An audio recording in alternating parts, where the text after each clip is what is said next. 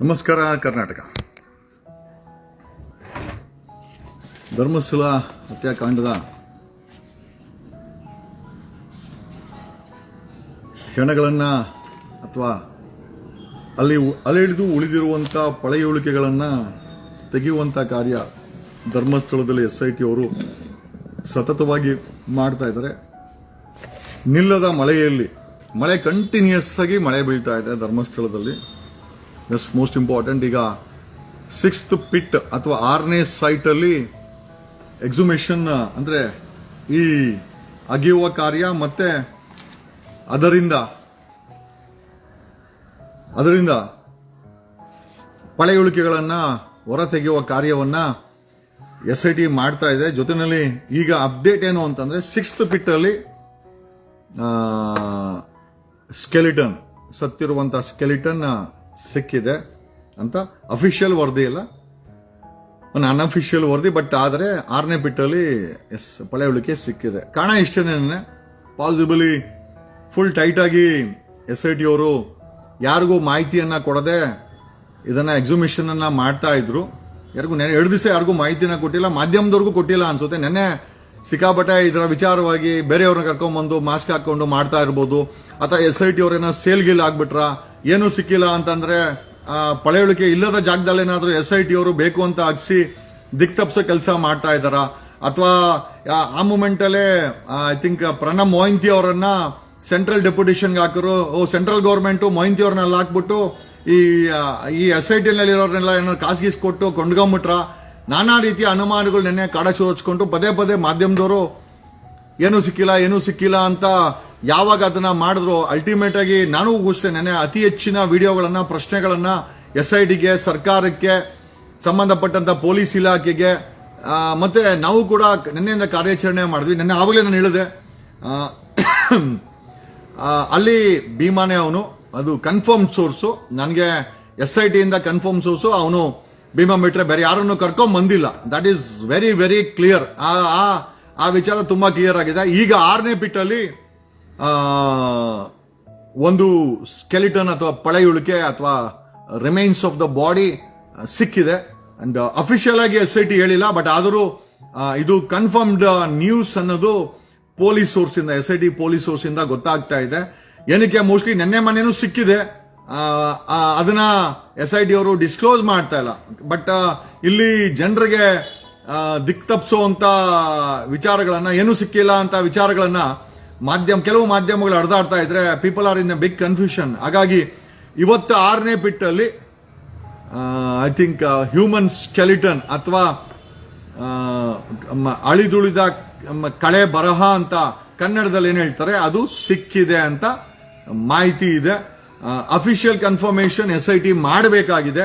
ನನಗೆ ಅನ್ಸುತ್ತೆ 13 ಪಿಟ್ಟನ್ನ ಮಾರ್ಕ್ ಮಾಡಿದಾರಲ್ವಾ, 13 ಪಿಟ್ಟನ್ನ ತೆಗೆದ ಮೇಲೆ ಕಂಪ್ಲೀಟ್ ಆಗಿ ಪಾಸಿಬಲಿ SIT ಅವರು ಒಂದು ಪ್ರೆಸ್ ಬ್ರೀಫ್ ಅನ್ನೋ ಅಥವಾ ಪ್ರೆಸ್ ಮೀಟ್ ಅನ್ನೋ ಅಥವಾ ಸಾರ್ವಜನಿಕರ ಜೊತೆ ಹಂಚ್ಕೊಳ್ಳೋ ಅಂತ ಕೆಲಸವನ್ನ ಮಾಡ್ತಾರೆ ಅಂತ. The biggest trouble what SIT ಅವರು ಸಮಸ್ಯೆ ಏನು ಅಂತಂದ್ರೆ, ಕಂಟಿನ್ಯೂಸ್ ಆಗಿ ನಾನ್ ಸ್ಟಾಪ್ ಮಳೆ ಬರ್ತಾ ಇದೆ. ಮಳೆ ಬರಲಿ, ಬಿರುಗಾಳಿ ಆಗ್ಲಿ, SIT ಅವರು ಅಗಿಯೋದನ್ನ ಮಾತ್ರ ಯಾವುದೇ ಕಾರಣಕ್ಕೂ ನಿಲ್ಲಿಸ್ತಾ ಇಲ್ಲ. ಹಂಗಾಗಿ ದ ಬಿಗ್ಗೆಸ್ಟ್ ಬ್ರೇಕ್ ಈಗ ಸಿಗ್ತಾ ಇರುವಂತಹ ಬಿಗ್ಗೆಸ್ಟ್ ಬ್ರೇಕ್ ಏನು ಅಂತಂದ್ರೆ 6ನೇ ಪಿಟ್ಟಲ್ಲಿ ಪಳೆಯುಳಿಕೆ ಸಿಕ್ಕಿದೆ. ಅಂಡ್ ಆಸ್ ಪರ್ ಭೀಮಾ ಹೇಳ್ತಾ ಇರೋ ಪ್ರಕಾರ 6ನೇ ಪಿಟ್ ಅಂತ ಹೇಳಿಲ್ಲ ಅವನು, 8ನೇ ಪಿಟ್ಟು ಮತ್ತೆ 13ನೇ ಪಿಟ್ಟು. ಮೋಸ್ಟ್ ಇಂಪಾರ್ಟೆಂಟ್ ಇಸ್ 13ನೇ ಪಿಟ್ಟು.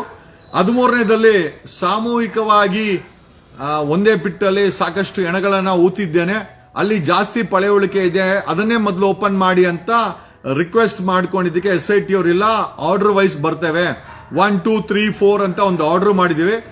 ಅದೇ ಪ್ರೋಸೆಸ್ ಅಲ್ಲಿ ನಾವು ಇಲ್ಲಿವರೆಗೂ ನೆನ್ನೆವರೆಗೂ 1 to 5 ಆಯ್ತು, ಇವತ್ತು 6th. 13ನೇ ಅನ್ನೋ ಪಿಟ್ಟಲ್ಲಿ ಅತಿ ಹೆಚ್ಚಿನ ಐ ಥಿಂಕ್ ಜನರನ್ನ ಒಟ್ಟಿಗೆ ಅಥವಾ ಹೆಣಗಳನ್ನ ಒಟ್ಟಿಗೆ ಊತಿದ್ದಾನೆ ಅನ್ನೋದನ್ನ ಹೇಳಿದಾನೆ. 13th ಪಿಟ್ ಅಥವಾ 13th ಸೈಟ್ ಏನಿದೆ, as per SIT the most important site. ಅಲ್ಲಿ 1ಕ್ಕೂ ಹೆಚ್ಚು ಶವಗಳನ್ನ ಈತ ಒಟ್ಟಿಗೆ ಊತ ಹಾಕಿದ್ದಾನೆ ಅಂತ ಮಾಹಿತಿ ಇದ್ರೆ. ಇನ್ಫ್ಯಾಕ್ಟ್ ಯಾರೋ ಹೇಳಿದ್ರು 8 ಶವಗಳನ್ನ 13ನೇ ಪಿಟ್ಟಲ್ಲಿ ಹಾಕಿದೆ ಅಂತ. ನಾವು it is very premature even to imagine, but ಮಾಡಿರೋದಂತೂ ಸಿದ್ಧ. ನಾವು ನಮ್ಮ ನಂಬಿಕೆಗಳು ಸುಳ್ಳಾಗಲಿಲ್ಲ. SITಯನ್ನ ರಚನೆ ಮಾಡಿ ಮುಖಕ್ಕೆ ಮಸಿ ಆಗುತ್ತೆ, ಇದೆಲ್ಲ ಸುಳ್ಳು ಅಂದಂತ ವ್ಯಕ್ತಿಗಳಿಗೆ, ಆಮೇಲೆ ವಿರೋಧ ಪಕ್ಷದ ರಸೋಕ ಪಟ್ಟಾಕಿನಿಂದ ಹಚ್ಚೋರ್ ಮಾತ್ರ ನಾವೇ. ಯಾಕೆ ಅಂತಂದ್ರೆ 6th pit ಅಲ್ಲಿ ಸ್ಕೆಲ್ಟನ್ ಸಿಕ್ಕಿದೆ, ಹ್ಯೂಮನ್ ರಿಮೈನ್ಸ್ ಸಿಕ್ಕಿದೆ, ಅವಶೇಷಗಳು ಸಿಕ್ಕಿದೆ. And that's a biggest breakdown. ಅದು ನಿಜವಾಗ್ಲೂ ಒಂದು ಅತ್ಯುನ್ನವಾದಂತ ಕಾರ್ಯ. ಅಶೋಕ, ವಿರೋಧ ಪಕ್ಷದ ನಾಯಕ ಅಶೋಕ, ನಿಂಗೆ ಹೇಳಿದ್ರೆ ಪಟಾಕಿನಿಂದ ಹಚ್ಚೋರ್ ನಾವು ಅಂತ ಹಚ್ಚಲೇಬೇಕು. ಅಶೋಕ ಪಟಾಕಿ ನಿನ್ ಕೊಡಿಸ್ಲೇಬೇಕು ಇವಾಗ. ಯಾಕೆ ಅಂತಂದ್ರೆ ಒಂದು ಬಿಗ್ಗೆಸ್ಟ್ ಬ್ರೇಕ್ ಡೌನ್ ಆಗಿದೆ 6th pit ಅಲ್ಲಿ. The SIT has identified a skeleton, human remains, ಅವಶೇಷಗಳು ಸಿಕ್ಕಿದೆ. ದಟ್ಸ್ ಅ ಬಿಗ್ಗೆಸ್ಟ್ ಒಂದು ಖುಷಿ ವಿಚಾರ ಅಂತ ಹೇಳುವುದು. ಎಸ್, ಸತ್ತೋಗಿದಾರೆ, ಇಲ್ಲ ಅಂತ ಹೇಳ್ತಾ ಇಲ್ಲ. ಬಟ್ ಆದ್ರೆ ಇಷ್ಟೆಲ್ಲ ಪ್ರಯತ್ನಗಳ ನಡುವೆ ನಮಗೆ ಈ ಒಂದು ಪಳೆಯುಳಿಕೆಯನ್ನ SIT ಐಡೆಂಟಿಫೈ ಮಾಡಿದ. ಬಟ್ ಒಂದಂತೂ ನಿಜ, ಪಬ್ಲಿಕ್ ಪ್ರೆಷರ್ ಇದೇ ರೀತಿ ಮೇಂಟೈನ್ ಮಾಡಿ. ಯಾವುದೇ ಕಾರಣಕ್ಕೂ ಸಿಕ್ತು ಅಂತ ಕೋಲ್ಡ್ ಆಗಬೇಡಿ. ಈ ಪಬ್ಲಿಕ್ ಪ್ರೆಷರ್ ಇದೇ ರೀತಿ ಇರಬೇಕು. ನಾನು ಕಳೆದ 15 ದಿವಸದಿಂದ non stop I am chasing. SIT ನ ಮಾಡಿಸೋದಿಂದ ಹಿಡಿದು, SIT ನ ಆಕ್ಟಿವೇಟ್ ಮಾಡೋದ್ರಿಂದ ಹಿಡಿದು, ನನ್ನೇ ಮನೆ ಹೇಳಿದೆ, ತಾಳ್ಮೆ ಕಳ್ಕೊಂಬೇಡಿ. ಬಿಲೀವ್, ನಿಮ್ಮ ನಂಬಿಕೆ ಇರಲಿ. ನಂಬಿಕೆ ಸುಳ್ಳಾಗಲ್ಲ, ಸಿಕ್ಕೇ ಸಿಗುತ್ತೆ. ಸಿಕ್ಕಿದೆ ಇವತ್ತು 6ನೇ pit ಅಲ್ಲಿ ಪಳೆಯುಳಿಕೆ ಸಿಕ್ಕಿದೆ. ಇದು ನಿಜವಾಗ್ಲೂ ಕೋಟ್ಯಾಂತರ ಕಣ್ಣುಗಳು, ಕೋಟ್ಯಾಂತರ ಮನಸ್ಸುಗಳು ಈ ಒಂದು ಹತ್ಯಾಕಾಂಡಕ್ಕೆ ನ್ಯಾಯ ಸಿಗಬೇಕು. ಆಮೇಲೆ ಖಂಡಿತವಾಗಿ ಅವನು ಯಾರೋ ಬೆಳಗ್ಗೆ BC ಪಾಟೀಲ್ ಹಾಕಿದ್ದ ಮಾನಸಿಕ ಅಸ್ವಸ್ಥ ಅಂತೆ. ಲೋ ಯಜಮಾನ, BC ಪಾಟೀಲ್ ಮುಂಚೆ ಪೊಲೀಸಪ್ಪ ಆಗಿದೆ, ರಾಜಕಾರಣಿ ಆಗ್ಬಿಟ್ಟೆ, ಇದ್ದಕ್ಕಿದ್ದಂಗೆ ತಲೆ ತಿರುಗ್ಬಿಡ್ತಲ್ಲ. ಕಂಡವ್ರ ಹೆಣ್ಮಕ್ಳು, ನಿಮ್ಮನೆ ಹೆಣ್ಮಕ್ಳು ಆಗಿದ್ರೆ BC ಪಾಟೀಲ್ ಹೇಳಿದ್ದ ಆ ಭೀಮನಿಗೆ ಮಾನಸಿಕ ಅಸ್ವಸ್ಥ, ತಲೆನ ಚೆಕ್ ಮಾಡಿಸಿ ಅಂತ. BC ಪಾಟೀಲ್ ರಿಹ್ಯಾಬಿಲಿಟೇಷನ್ ಸೆಂಟರ್ಗೆ ಸೇರ್ಕೊಂಡು ನಿನ್ ತಲೆನ ಚೆಕ್ ಮಾಡಿಸ್ಕೋ, ಮತ್ತೆ ಚೆಕ್ ಮಾಡಿಸ್ಕೋ. ಬಿಲ್ ಬೇಕಾದ್ರೆ ಭಿಕ್ಷೆ ಎತ್ಬಿಟ್ಟು ಕರ್ನಾಟಕದಲ್ಲಿ ನಾವೇ ನಿಂಗೆ ಕೊಟ್ಬಿಡ್ತೀವಿ ಆ ಬಿಲ್ಲನ್ನ, ನಿನ್ನ ಕೈಯಿಂದ ಖರ್ಚು ಮಾಡ್ಕೊಂಬೇಡ. ಈ ರೀತಿ ಮಾನಸಿಕ ಅಸ್ವಸ್ಥರಂತ ಅಥವಾ ಮಾನಸಿಕ ಹಿನ್ನೆಲೆ ಇರುವಂತ ವ್ಯಕ್ತಿಗಳು ಅಧಿಕಾರಕ್ಕೆ ಬರೋದು, MLA ಆಗೋದು, ಈ ರೀತಿ ಬಾಯಿ ಮುಚ್ಕೊಂಡು ಕೂತ್ಕೊಳ್ಳೋದು. ನೋಡ್ರಿ, ವಿರೋಧ ಪಕ್ಷದವರು ಏನು ಮಾಡ್ಲಿಲ್ಲ. ಎಷ್ಟು ಅಡ್ಡ ಹಾಕಬೇಕು ಅಷ್ಟು ಅಡ್ಡಾನ ಹಾಕಿದ್ರು. ಆಮೇಲೆ ಇನ್ನೊಂದು ಹೇಳ್ತೀನಿ, ಯಾವಾಗ ಹಿಂದೂ ಕೇರಳ ಸರ್ಕಾರ, ಮುಸ್ಲಿಮು ಕೇರಳ ಸರ್ಕಾರ ವರ್ಕೌಟ್ ಆಗಿಲ್ಲೋ, ಪ್ರಣಬ್ ಮೊಹಂತಿನ CBIಗೆ ಸೆಂಟ್ರಲ್ ಡೆಪ್ಯುಟೇಷನ್ಗೆ ಕೇಂದ್ರ ಸರ್ಕಾರ ಎತ್ತಾಕ್ಸಿ ಒಟ್ನಲ್ಲಿ ಈ ಒಂದು SIT ಕಾರ್ಯಾಚರಣೆಯನ್ನ ನಿಲ್ಲಿಸಬೇಕಂತ ಎಲ್ಲಾ ಪ್ರಯತ್ನವನ್ನ BJP ಕಾಂಗ್ರೆಸ್ ಮಾಡಿದೆ. JDS ಅವರು ಎಲ್ಲೂ ಕಾಣಿಸ್ಲಿಲ್ಲ. ಬಟ್ ಮೌನ ಕೂಡ ಒಳ್ಳೇದಲ್ಲ JDSದು. ಬಟ್ ಅಲ್ಟಿಮೇಟ್ಲಿ ಇವತ್ತೇನಾದ್ರೂ ಈ ಒಂದು ಪಳೆಯುಳಿಕೆಗಳು ಸಿಕ್ಕಿದ್ದು ನಿಜವಾಗ್ಲೂ ನಾವು ಸಂಭ್ರಮಿಸಬೇಕಂದ್ರೆ ಅಲ್ಟಿಮೇಟ್ ಆಗಿ ಜನಗಳ ಪ್ರಯತ್ನ, ಜನಗಳ ಒಂದು ಅಟ್ಯಾಚ್ಮೆಂಟ್ ಈ ಕೇಸ್ ಬಗ್ಗೆ.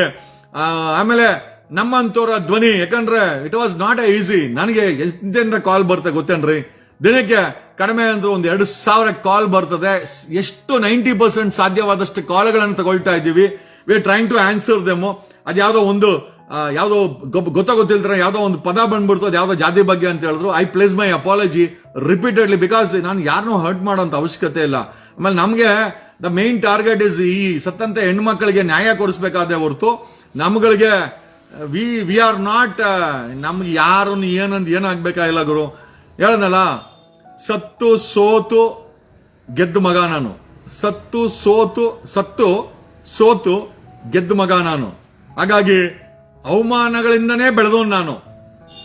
ನನ್ನನ್ನ ದೂಷಿಸಿನೇ ಬೆಳೆಸಿದ್ರು, ಅವಮಾನಗಳಿಂದನೇ ಬೆಳೆದೆ, ಕಣ್ಣೀರಾಗ್ತಾನೆ ಬೆಳ್ಕೊಂಬಂದೆ, ಬೇಜಾರು ಮಾಡ್ಕೊಂಡೇ ಬೆಳ್ಕೊಂಬಂದೆ. ನನ್ನ ಬೇಜಾರಿಗೆ, ನನ್ನ ಕಣ್ಣೀರಿಗೆ ಅದು ಮೋಸ್ಟ್ಲಿ ನನಗೇ ಗೊತ್ತು. ಬಟ್ ಒಂದಂತೂ ನಿಜ, ನಾನು ಹೇಳೋದಲ್ಲ, ನೆಗೆಟಿವ್ ಅಲ್ಲಿ ಬೆಳೆದಂತ ವ್ಯಕ್ತಿ ನಾನು. ಆಮೇಲೆ ಯಾರೋ ಹಾಕಿದ್ರು, ಒಂದ್ಸರಿ ತಗೊಂಡ್ರೆ ಅದೇನೋ ದೇವ್ರು ಅಂತಂದ್ರು, ನನ್ನ ಬಾಯಲ್ಲಿ ಹೇಳಕ್ ಹೋಗಲ್ಲ. I don't compare mice. But one thing is certain, ನಾನು ಏನಾದ್ರು ತಗೊಂಡ್ರೆ ರಾತ್ರಿ ಬೆಳಗ್ಗೆ ನಿದ್ದೆ ಮಾಡಲ್ಲ. ಅಲ್ಟಿಮೇಟ್ ಆಗಿ ಆ ಕೆಲಸ ಆಗ್ಲೇಬೇಕು. And today is the great day. ನಾನು ರಾಜ್ಯ ಸರ್ಕಾರದ ಸಿದ್ದರಾಮಯ್ಯನವ್ರು ಕೇಳೋದೇನು ಅಂತಂದ್ರೆ, ಯಾವುದೇ ಕಾರಣಕ್ಕೂ ಮೊಹಂತಿ SIT ಚೀಫ್ ಮೊಹಂತಿ ಅವರನ್ನ ಕರ್ನಾಟಕದಿಂದ ಯಾವುದೇ ಕಾರಣಕ್ಕೂ ರಿಲೀವ್ ಮಾಡಬೇಡಿ. ಈ ಕೇಸು ಕಂಪ್ಲೀಟ್ ಆಗೋವರೆಗೂ ಕರ್ನಾಟಕ ಸರ್ಕಾರ, ಕಾಂಗ್ರೆಸ್ ಅವರು ನಿಯತ್ ಇವಾಗ ತೋರಿಸಬೇಕು. ಕಾಂಗ್ರೆಸ್ಸಿನ ನಿಯತ್ತನ್ನ ಈಗ ತೋರಿಸ್ಬೇಕು. ಯಾಕೆ ಅಂತಂದ್ರೆ ಪ್ರಣಬ್ ಮೊಹಂತಿ ಅವರನ್ನ ಸೆಂಟ್ರಲ್ ಡೆಪ್ಯುಟೇಷನ್ಗೆ ಕೇಂದ್ರ ಸರ್ಕಾರ ಲಿಸ್ಟಿಂಗ್ ಮಾಡಿದೆ.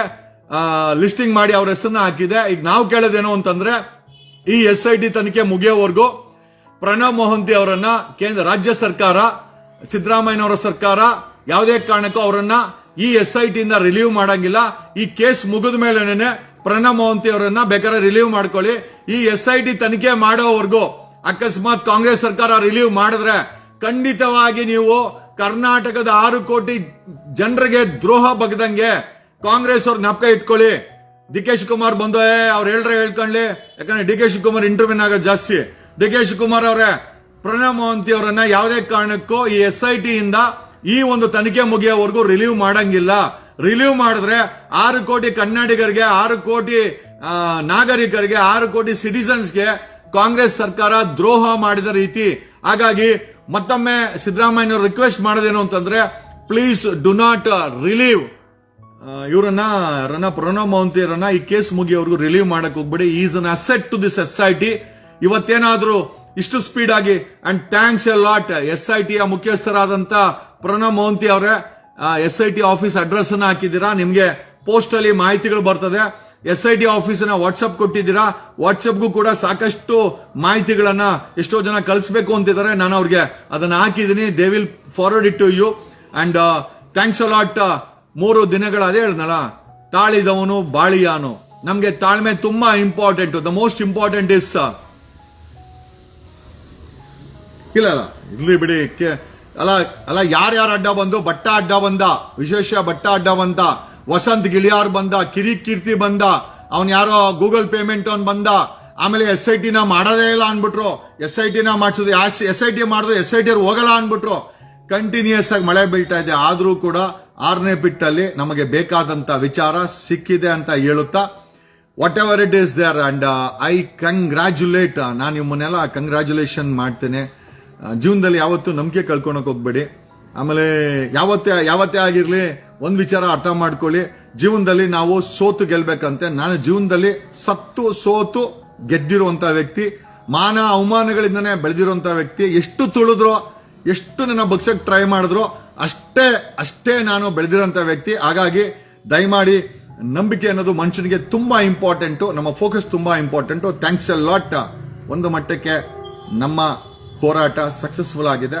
ಅದಕ್ಕೆಲ್ಲ ನೀವು ಕೂಡ ಅಷ್ಟೇ ಇಂಪಾರ್ಟೆಂಟು. ನಿಮ್ಮೆಲ್ಲರಿಗೂ ಧನ್ಯವಾದಗಳನ್ನು ಹೇಳುತ್ತಾ, ಇಲ್ಲಿ ಮೆಸೇಜ್ ಹಾಕಿದ್ದಕ್ಕೆ, ಶೇರ್ ಮಾಡಿದ್ದಕ್ಕೆ, ಒಂದಷ್ಟು ಜನ ಒಂದು ಕೊಂಕು ಮಾತುಗಳನ್ನು ವ್ಯಕ್ತಪಡಿಸಿದ್ದಕ್ಕೆ ಎಲ್ಲದಕ್ಕೂ, ಆಮೇಲೆ ಯಾರಿಗಾದ್ರೂ ನನ್ನ ಲೈವ್ ಅಲ್ಲಿ ಅಕಸ್ಮಾತ್ ಗೊತ್ತಿಲ್ಲದ ಪದ ಬಳಕೆನಲ್ಲಿ ಏನಾದ್ರೂ ಅಪ್ಪಿತಪ್ಪೇನಾದ್ರೂ ಬಂದಿದ್ರೆ ಅದಕ್ಕೆ ಮತ್ತೊಮ್ಮೆ ಕ್ಷಮೆ ಇರಲಿ ಅಂತ ಕೇಳ್ತಾ, ಐ ಡೋಂಟ್ ಮೈಂಡ್ ಅಪಾಲೈಸೈಸಿಂಗ್.